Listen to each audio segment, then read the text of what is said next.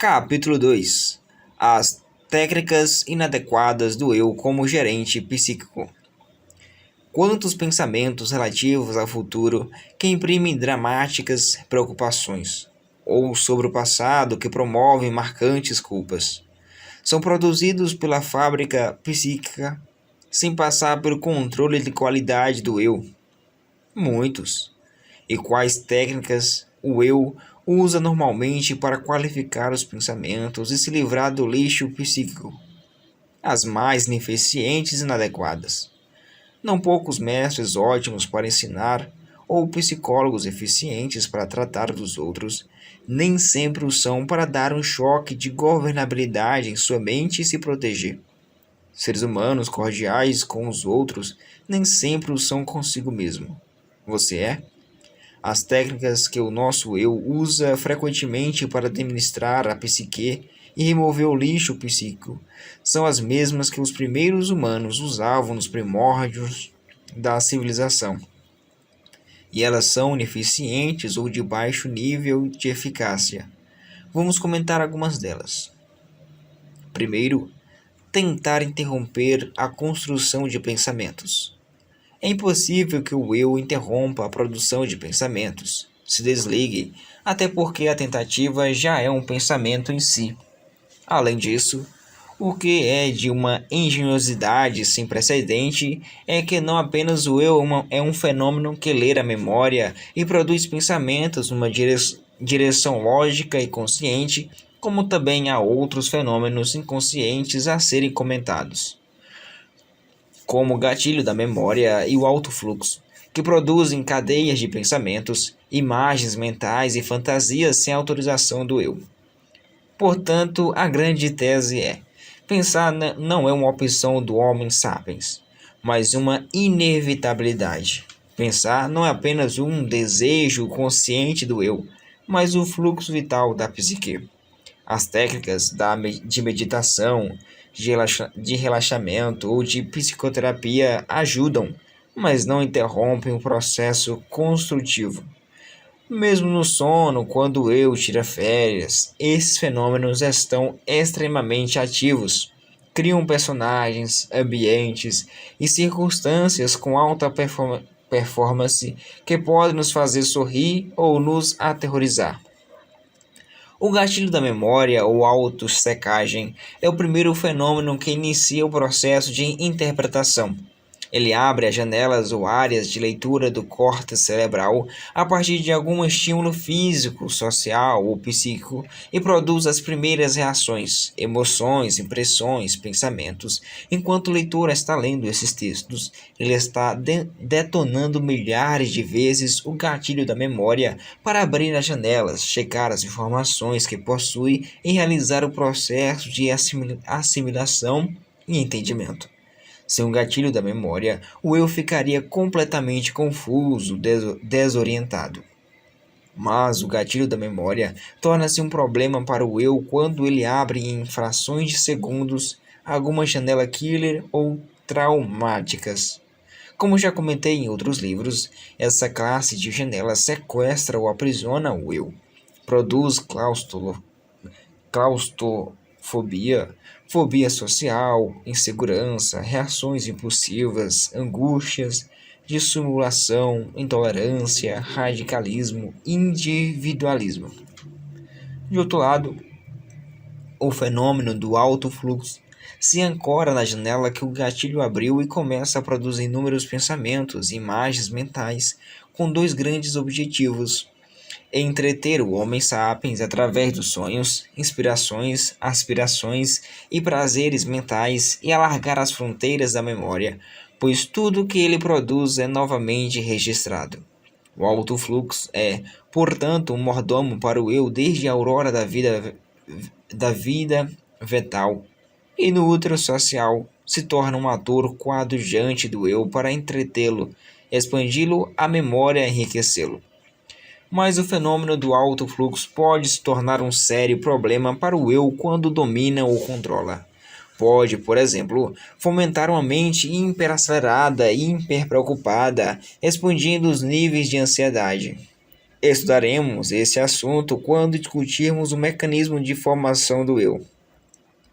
Quantas vezes o eu não quer pensar numa pessoa que o ofendeu, mas falha em seu intuito? Essa falha ocorre porque o fenômeno do gatilho da memória abriu uma janela do córtex cerebral, onde está arquivado o ofensor e sua ofensa. Em seguida, o fenômeno do alto fluxo se ancora nessa janela e constrói milhares de pensamentos e imagens mentais relativo a ela. Se o eu for ingênuo e permanecer como mero espectador desse processo, ele se alimentará de um prato psíquico produzido pelo inconsciente, o qual ele não elaborou e ainda por cima detesta.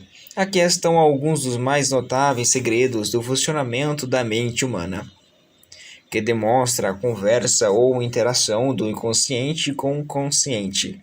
Concluindo, a técnica de interromper o pensamento é uma atitude infantil de um eu que desconhece o planeta psíquico. O ser humano pode dirigir uma empresa, uma nação, mas definitivamente não é fácil dirigir o planeta psíquico, que, à semelhança do planeta Terra, nunca para de se movimentar, mas como um sério agravante, nem sempre segue a mesma órbita e possui rotas surpreendentes. Não reclame se eu, você ou as pessoas que o rodeiam são imprevisíveis, ilógicas e complicadas. Isso se deve ao complexo e belo aparelho psíquico. O problema são os excessos. Segundo, tentar desviar o pensamento ou se distrair. Assistir a um filme quando se está tenso, tirar férias quando se está estressado, sair do clima agressivo quando se está atritando são atitudes que podem aliviar o eu. Até quando estamos de olhos fechados na cama, assaltados por algum pensamento perturbador, podemos ser aliviados ao abrir os olhos, pois as imagens do ambiente deslocam o território de leitura para outras janelas do córtex cerebral. Desviar ou tentar se distrair para superar o estresse e os conflitos é a pérola das técnicas populares utilizadas pelo eu. É a técnica mais usada por chineses, coreanos, russos, europeus, americanos, mas tem baixo nível de eficiência. Infelizmente, milhões de pessoas que foram vítimas de bullying sofreram perdas, traições e rejeições ou atravessaram crises depressivas e ansiosas, tentaram usar essas técnicas e falharam.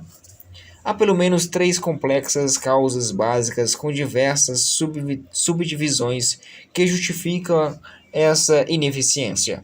Para compreendê-las, temos de adentrar em algumas áreas que estão no epicentro do funcionamento da mente. Primeiro, as janelas duplo P. A primeira causa da baixa eficiência da técnica de distração decorre do alto poder de algumas janelas estruturais da personalidade, que chamamos de janelas killer, power ou duplo P. Como o nome indica, elas têm duplo poder: poder de atração do eu e poder de agregação de novas janelas. O poder de atração é a capacidade de ancoragem ou fixação do eu numa determinada janela, e o poder de agregação é a capacidade de agregar novas janelas ao redor do seu núcleo, formando plataformas. Quando há uma janela killer ou traumática solitária, eu a chamo de janela pontual ou puniforme. Mas quando há uma plataforma de janela, chamamos de zona de conflito, que financia espontaneamente uma característica da personalidade. As técnicas de expressão. As pessoas expressam irritabilidade, impulsividade, afetividade, tolerância, ponderação ou radicalismo porque possuem essas plataformas de janelas. Um trauma para adoecer tem de gerar uma zona de conflito. Tem inúmeras janelas ao redor do núcleo de uma formação killer duplo P. As janelas killer duplo P têm alto poder de ancoragem. Elas ficam no epicentro da memória. Quando o eu faz o mínimo mergulho introspectivo, elas as encontram em meio a centenas de milhares de janelas. Estudaremos esses sofisticadíssimos mecanismos que estão na base do processo de formação da personalidade como um todo, e o eu em especial. Aqui apenas comentarei que o poder de atração dessas janelas, tanto do eu como de outros fenômenos que leem a memória, é surpreendente. Parece um buraco negro que atrai com a sua altíssima força gravitacional planetas e estrelas que estão ao seu redor. Veja um exemplo. Um gato de 6 anos foi zombar. Um gato. Um garoto de 6 anos foi zombado na escola por um adolescente na frente de outros meninos por ter um pênis pequeno. Perturbou-se, sentiu-se diminuído, humilhado, vivenciou o fenômeno bullying. O fenômeno RAM, que é registro automático da memória, arquivou de maneira privilegiada a experiência dolorosa como a janela killer power ou duplo P. Passando certo tempo, nunca mais encontrou seu agressor, mas isso não era necessário para continuar seu adoecimento. Essa janela sequestrou seu eu inúmeras vezes, gerando ideias constrangedoras e agregando novas janelas, tornando-se uma zona de conflito. Não conseguia mais urinar próximo de seus colegas. Achava que os outros garotos o estavam observando e o diminuindo. O tempo passou e toda vez que ia fazer um exame médico, entrar no banheiro de um aeroporto ou de um restaurante, abria justamente a janela duplo P e ficava perturbado. Só conseguia urinar se isolasse. Até as suas relações sexuais perderam a espontaneidade, foram comprometidas. Lembro-me de um caso interessante em comum. Uma pessoa comentou que toda vez que ia urinar dava um pulinho. Eu, eu nunca tinha ouvido algo parecido. Pedi que contasse a história da sua infância, até que chegamos a um ponto em que ambos compreendemos a origem desse comportamento. Quando o menino estava urinando no terreno, aliviando prazerosamente sua bexiga, e de repente um cachorro veio por detrás e latiu raivosamente. O menino interrompeu o jato urinário e deu um pulo. Registrou simultaneamente na mesma janela o prazer de urinar, o medo do cão e sua reação. A partir daí, toda vez que ia urinar, penetrava naquela janela e reproduzia o comportamento. Dava um pulinho. Isso pareceu engraçado, e nesse caso não gerou um trauma grave, mas em muitos casos ocorre a formação de extensas áreas de janelas traumáticas que sequestram o eu, o tornando vítima da sua história e geram graves acidentes psíquicos. Todas as escolas do mundo deveriam ensinar esses processos aos seus alunos. O eu deve ter o direito de possuir conhecimento dos mecanismos básicos da sua formação e das emboscadas que podem aprisioná-lo para que desenvolva habilidades a fim de se proteger, amadurecer, se tornar resiliente. Caso contrário, esperaremos as pessoas adoecerem para depois tratá-las. Nada tão injusto. Aprender a circular no psiquismo humano é tão fundamental quanto aprender a caminhar sobre o solo onde pisamos. Sem saber o que são as janelas duplo P, como eu poderá evitar que uma janela solitária se transforme numa zona de conflito? Como reeditará o seu poder de ancoragem ou o seu sequestro? Olhe para sua experiência e verifique se possui janelas duplo P, o que o faz perder o autocontrole, o que lhe causa medo e o que o deprime ou o deixa ansioso. Segundo, o registro na memória não depende do eu. Nos computadores, o eu tem controle da qualidade do registro das informações. O eu é um deus da memória deles. Ele arquiva o que bem entende. No córtex cerebral, o eu não tem essa liberdade. O arquivamento não está sob sua responsabilidade. É exercido involuntária e inconscientemente pelo fenômeno RAM de que falamos. Mesmo que você saiba disso pela leitura de outros textos, nunca se esqueça que seu eu não seleciona o que quer registrar. Há muitas pessoas, inclusive pesquisadores, que já ouviram falar do fenômeno RAM, mas ainda insiste na técnica errada. Tudo que você ansiosamente evita será arquivado intensamente. Saber disso é fundamental para o eu operar certas ferramentas e não agir estupidamente. Uma pessoa foi caluniada injustamente. Odiar o caluniador asfixia o hospedeiro, forma janelas duplo P que o escravizarão. Compreendê-lo, considerá-lo imaturo, dá descontos a ele e não gravitar na sua órbita, ainda que o caluniador não mereça. Alivia o caluniado, liberta-o, recicla as janelas da memória. Um eu maduro dá aos outros o direito de abandoná-lo ou criticá-lo. Um eu imaturo tem ataques de raiva quando isso acontece. Parece herói, mas é um péssimo dirigente da sua psique. Vende sua tranquilidade por um preço vil. A que preço você vende sua tranquilidade? Você dar às pessoas o direito de o contrariarem? É extremamente relaxante não ter a necessidade de ser perfeito ou inatacável. Infelizmente, os alunos ficam anos nas escolas e o eu deles não aprende as técnicas básicas para promover a liberdade psíquica. Estudam sobre os escravos do passado, as loucuras cometidas por reis que venceram guerras e dominaram com mão de ferro os vencidos, ou a insanidade dos senhores de engenho que escravizaram os negros, mas sem o saber o eu deles continua produzindo escravos. Que escravos? Eles mesmos se escravizam no território da emoção. A cada hora, algumas pessoas se suicidam na Terra. A autopunição é uma das formas de cárcere psíquico e que está em plena expansão na sociedade de consumo em que as pessoas vivem marcadamente solitárias. Falamos do trivial, mas não o essencial, sobre nós mesmos. Se o eu aprendesse a criar pontes com os outros e consigo mesmo, os índices de suicídio despencariam. Se o eu deixasse de ser passivo e aprendesse a gritar e discorrer dos pensamentos perturbadores e das emoções angustiantes, certamente formaria janelas Light, que iluminaria suas habilidades e os retornaria da condição de servo.